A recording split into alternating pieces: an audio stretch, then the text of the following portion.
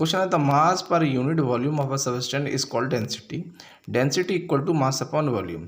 Arrange the following in order of increasing density: air, exhaust from chimneys, honey, water, chalk, cotton and iron. Question है the mass per unit volume of a substance is called density. जो mass per unit volume of a substance is called होता है density. तो density is equal to mass upon volume है, और definition क्या होती है कि mass upon volume is equal to density, और ये डेंसिटी की डेफिनेशन होती है। फिर अगर arrange the following in order of increasing density, तो ये हमें सब्सटेंसेस दे रखे हैं, हमें डेंसिटी के इंक्रीजिंग ऑर्डर में इनको लगाना है। तो हम देखें density equal to mass upon volume होता है, तो जिसकी डेंसिटी ज़्यादा होगी उसका मास भी ज़्यादा होगा, तो जिसका मास ज़्यादा होगा उसकी डेंसिटी भी ज़्यादा होगी। तो इन सब में हम देख लेंगे जिसका मास ज़्यादा उसकी डेंसिटी ज़्यादा, जिसका मास कम उसका डेंसिटी कम। तो मास के अकॉर्डिंग हम इनको अरेंज करेंगे तो वो डेंसिटी के अकॉर्डिंग भी अरेंज हो। तो हम देखें एयर में एग्जॉस्ट, चिमनी में जो चिमनी से एग्जॉस्ट निकलती है उसमें, हनी में, वाटर में, चॉक में, कॉटन में, आयरन में सबसे ज़्यादा मास किसका होता है, सबसे ज़्यादा भारी कौन होता है, तो आयरन। तो सबसे ज़्यादा डेंसिटी होगी आयरन की। आयरन के बाद दूसरा हमें क्या दिख रहा है, सॉलिड हमारा चॉक, उसके बाद होगी ये चॉक की। उसके बाद हमें क्या दिख रहा है, हनी, हनी की होगी। उसके बाद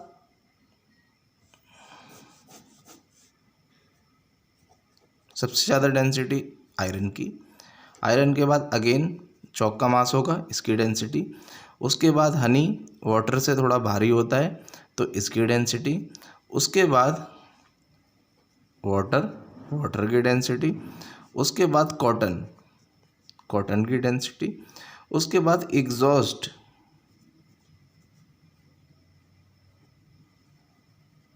एग्जॉस्ट फ्रॉम चिमनीज, जो एग्जॉस्ट निकलती है चिमनीज में से उसकी होगी, क्योंकि वो एयर से भारी होती है तो उसकी डेंसिटी भी ज़्यादा होगी, उसके पास मास ज़्यादा होगा। लास्ट में आता है हमारा एयर, सबसे हल्की एयर होती है, तो लास्ट में डेंसिटी किसकी, एयर की। तो ये हमने डेंसिटी को इंक्रीजिंग ऑर्डर में लगा लिया, तो जिसका मास ज़्यादा उसकी डेंसिटी ज़्यादा, जिसका मास कम उसकी डेंसिटी कम। तो मास के अकॉर्डिंग हम चीज़ों को डेंसिटी के अकॉर्डिंग अरेंज कर सकते हैं। क्वेश्चन है tablet the differences in the characteristics of state of matter. हमें स्टेट्स ऑफ मैटर का डिफरेंस बताना है कि उनमें डिफरेंस क्या होता है। हमारी स्टेट्स ऑफ मैटर, तीन स्टेट्स ऑफ मैटर होती हैं। हमें सॉलिड, लिक्विड, गैसी लेना है, प्लाज्मा और बोस आइंस्टाइन कंडेंसेट नहीं लेना है, क्योंकि जनरली जब भी स्टेट्स ऑफ मैटर पूछेगा तो हम उन्हीं तीन की बात करेंगे, किसकी, सॉलिड, लिक्विड, गैस की। अगर क्वेश्चन में पूछ रहा है प्लाज्मा और बोस आइंस्टाइन कंडेंसेट की भी के बारे में भी पूछ रहा है तो हम तब उनको डिस्कस करेंगे, अदरवाइज हमें सॉलिड, लिक्विड, गैस ही लेना है। तो हम लिख लेते हैं सॉलिड, एक साइड में लिख लेते हैं यहाँ लिक्विड, और लास्ट में हम लिख लेते हैं गैस। इन तीनों में सबसे पहला डिफरेंस क्या होता है कि जो सॉलिड होता है उसकी डेफिनेट शेप होती है, फिक्स शेप होती है, इट हैव फिक्स्ड शेप। इसकी फिक्स शेप नहीं होती है,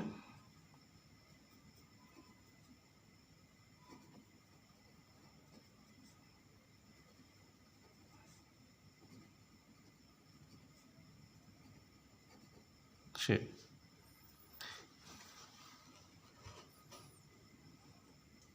और इसकी भी फिक्स शेप नहीं होती है।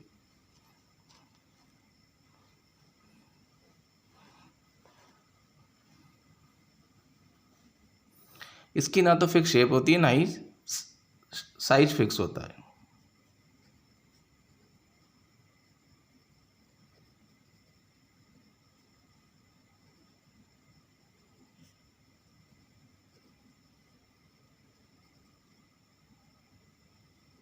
साइज, पहला डिफरेंस। दूसरा डिफरेंस होता है जो फोर्स ऑफ अट्रैक्शन होता है, सॉलिड के अंदर सबसे ज़्यादा होता है। The force of attraction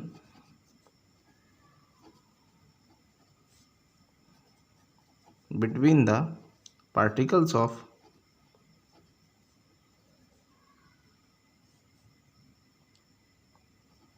are very high. इसके अंदर फोर्स ऑफ अट्रैक्शन सॉलिड से कम होता है। लिख लेते हैं the force of attraction between the particles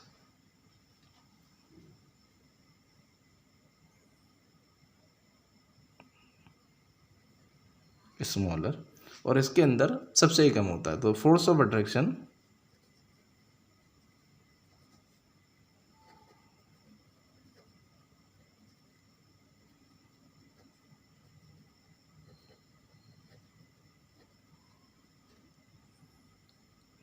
smallest, सबसे कम इसके अंदर होता है। The space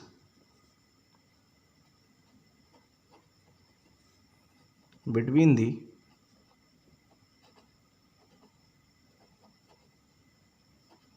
particles are very less. जो स्पेस होता है पार्टिकल्स के बीच में सॉलिड का वो बहुत कम होता है, इसमें थोड़ा ज़्यादा होता है।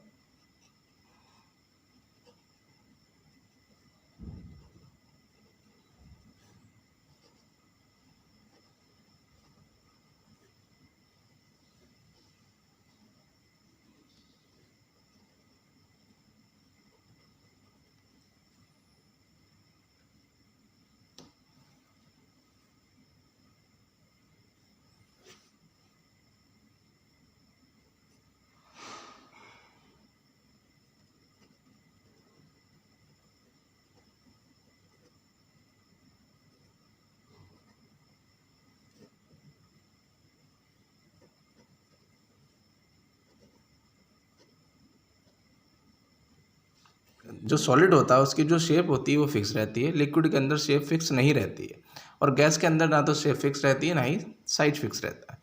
सेकंड है द फोर्स ऑफ अट्रैक्शन। जो सॉलिड होते हैं उनके पार्टिकल्स के बीच में फोर्स ऑफ अट्रैक्शन बहुत ज़्यादा रहता है।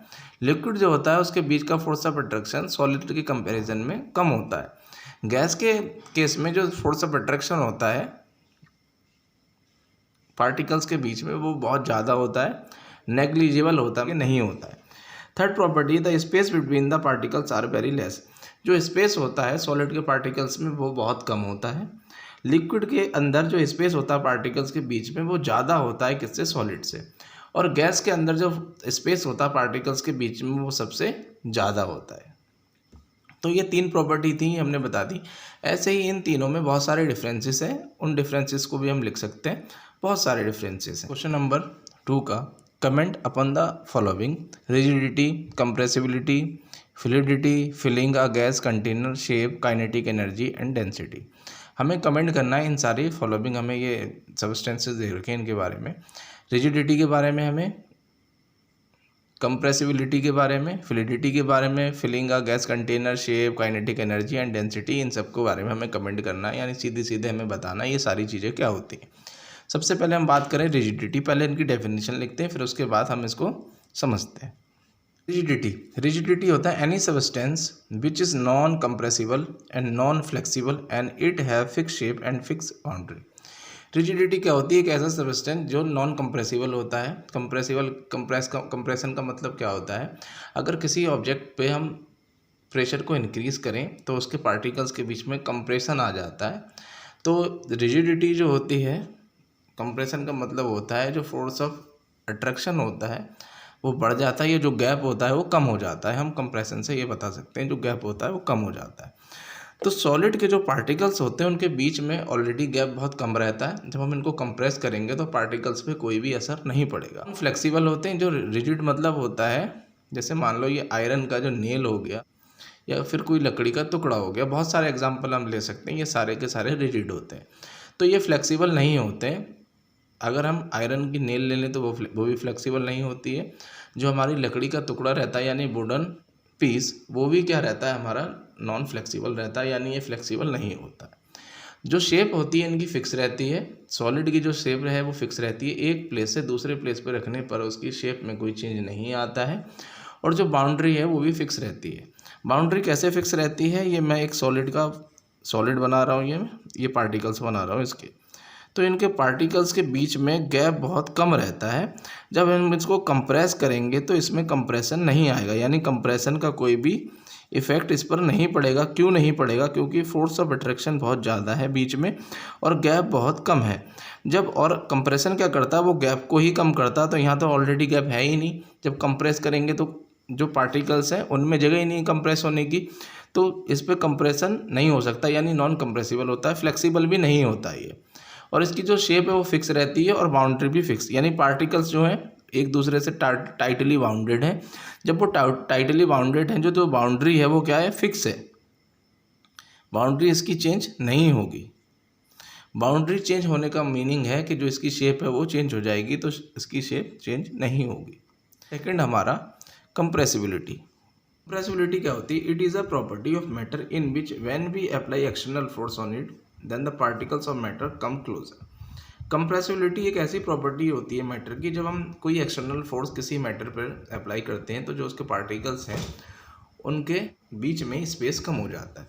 अभी मैंने बताया ये एग्जांपल ऊपर, एक बार और समझ लेते हैं। ये कोई मेरा लिक्विड या गैसियस फॉर्म है, गैसियस फॉर्म ले लेता हूँ। इसके जो पार्टिकल्स होते हैं इनके बीच में सेपरेशन बहुत ज़्यादा होता है। जब हम इस पर एक्सटर्नल फोर्स एक्सटर्नल फोर्स जब अप्लाई करेंगे, तो जब एक्सटर्नल फोर्स अप्लाई करेंगे तो जो गैप है वो कम होगा। तो गैप कुछ इस टाइप से हो जाएगा ये,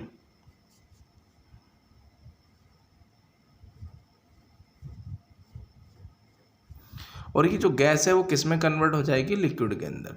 तो जब हम गैस को कंप्रेस करते हैं तो गैस अपनी स्टेट भी चेंज कर देती है। तो कंप्रेसिबिलिटी की डेफिनेशन ये है हमारी क्या, कि जो प्रॉपर्टी होती है मैटर की, जब हम उस पर एक्सटर्नल फोर्स को अप्लाई करते हैं तो जो पार्टिकल्स हैं मैटर के वो पास में आ जाते हैं, ये दूर दूर हैं। जब हमने फोर्स अप्लाई किया,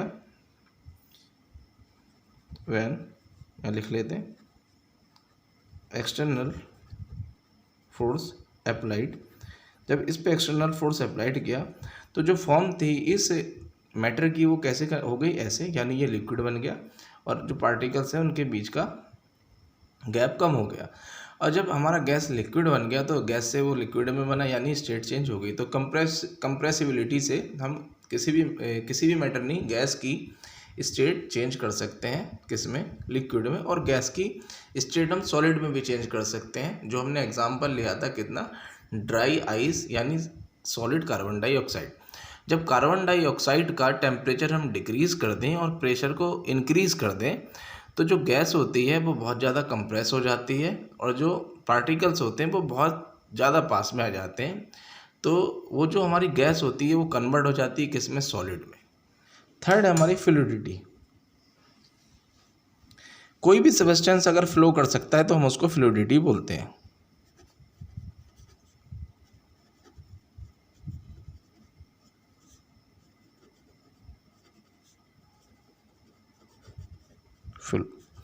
एग्जाम्पल है हमारा एयर, और लिक्विड भी हम ले सकते हैं क्योंकि लिक्विड भी फ्लो करता है और एयर भी हमारी फ्लो करती है। नेक्स्ट करते हैं हम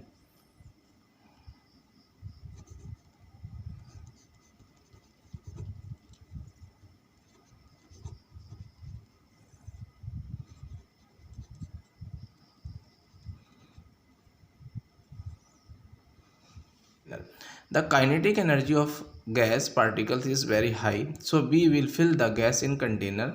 They move in all the direction, as a result the container filled. तो इसका आंसर है जो काइनेटिक एनर्जी होती है, अगर किसी कंटेनर में गैस को हम फिल कर दें तो जो काइनेटिक एनर्जी होती है गैसियस पार्टिकल्स की वो बहुत ज़्यादा हो जाती है। When we fill the gas in a container, जब हम कंटेनर में गैस को फिल कर दें तो जो काइनेटिक एनर्जी होती है गैसियस पार्टिकल्स की वो बहुत ज़्यादा हो जाती है। They move in all the direction, और जो पार्टिकल्स होते हैं गैस के वो सारी की सारी डायरेक्शन में मूव करते हैं। As a result the container filled, और जो जब सारी डायरेक्शन में मूव करते हैं तो यही रिजल्ट रहता है जो हमारा वो फिल्ड हो जाता है। किसी भी सब्सटेंस की जो बाउंड्री है वो डिफाइन करती है कि उसकी शेप क्या है। अगर बाउंड्री फिक्स है, यानी जो पार्टिकल्स हैं किसी भी सब्सटेंस के वो सारे के सारे फिक्स हैं, तो वो सॉलिड है, तो उसकी शेप कैसी होगी, सॉलिड। जो बाउंड्री है वो अनफिक्स्ड है, यानी उनके बीच में गैप होगा तो जो शेप होगी वो लिक्विड होगी, और गैप बहुत ज़्यादा होगा, बाउंड्री बिल्कुल फिक्स नहीं होगी, अनफिक्स होगी, तो उस केस में जो शेप होगी वो गैसियस होगी। तो ये हमारी shape. Next, kinetic energy. Kinetic energy the energy possess by a body due to its motion. किसी भी बॉडी को उसके मोशन से जो एनर्जी मिलती है उसको हम काइनेटिक एनर्जी कहते हैं।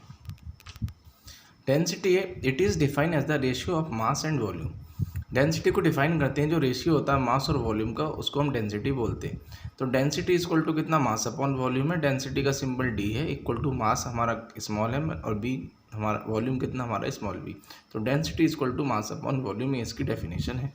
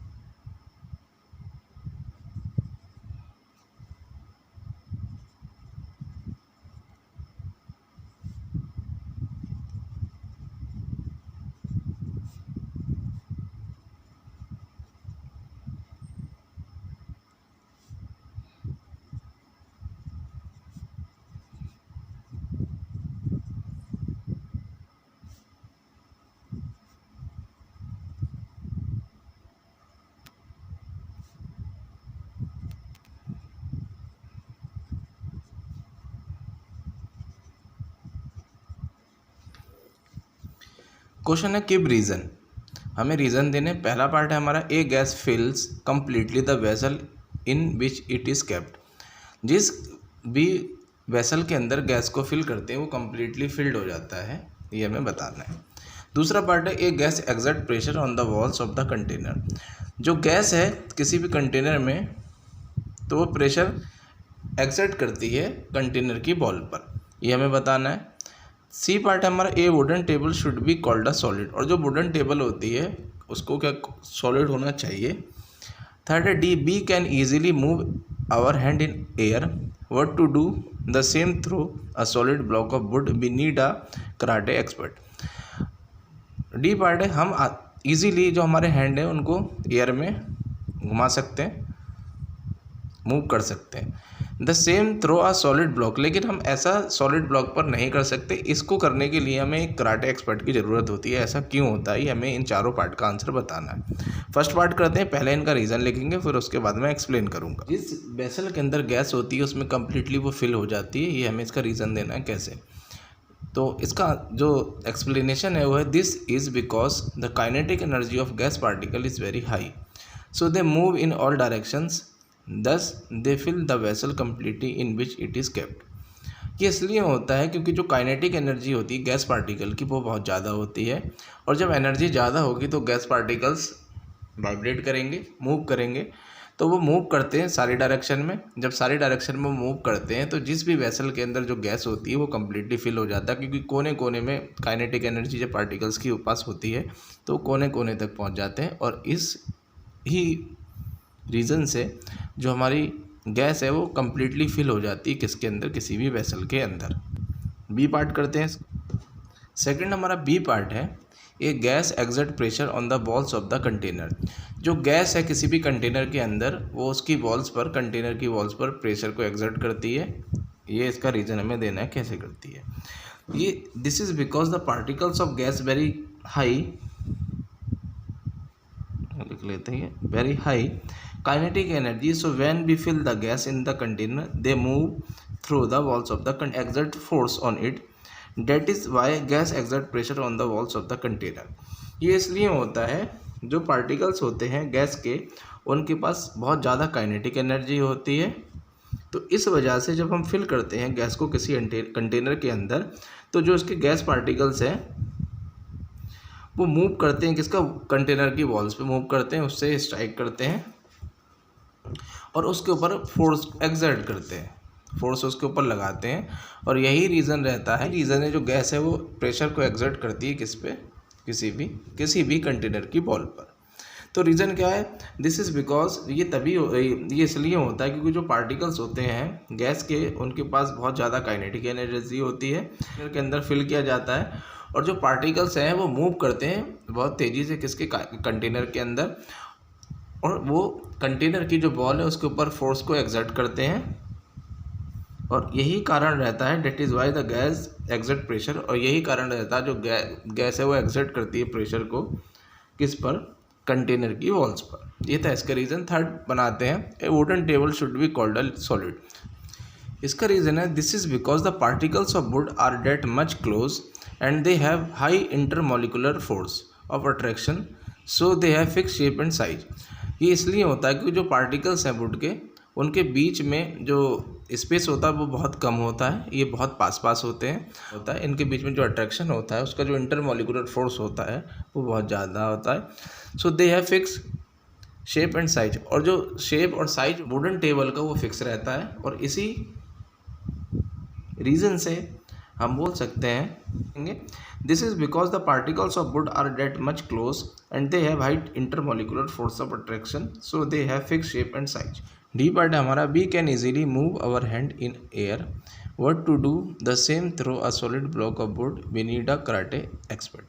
वो कह रहा है हवा में हम ईजिली हमारे हाथ को मूव करा सकते हैं, लेकिन अगर हमें यही काम सॉलिड ब्लॉक पर करना है, लकड़ी के सॉलिड ब्लॉक ऑफ वुड पर करना है, तो we need a karate expert. तो ये करने के लिए हमें कराटे एक्सपर्ट की ज़रूरत पड़ेगी।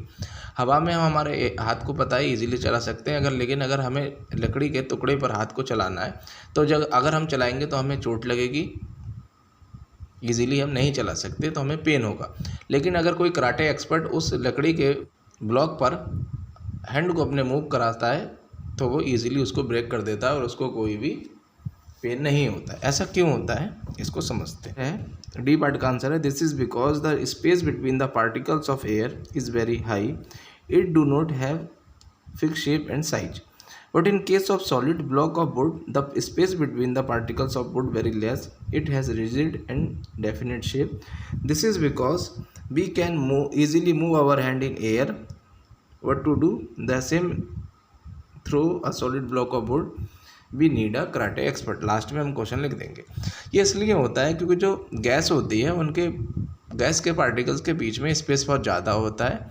स्पेस ज़्यादा होने की वजह से जो हम हमारा हैंड को मूव करते हैं तो हमारा हैंड इजीली मूव हो जाता है, क्योंकि जो पार्टिकल्स होते हैं उनके बीच में स्पेस होता है और उसी स्पेस का हम यूज़ करके हमारे हैंड को मूव करा सकते हैं उसी स्पेस की वजह से.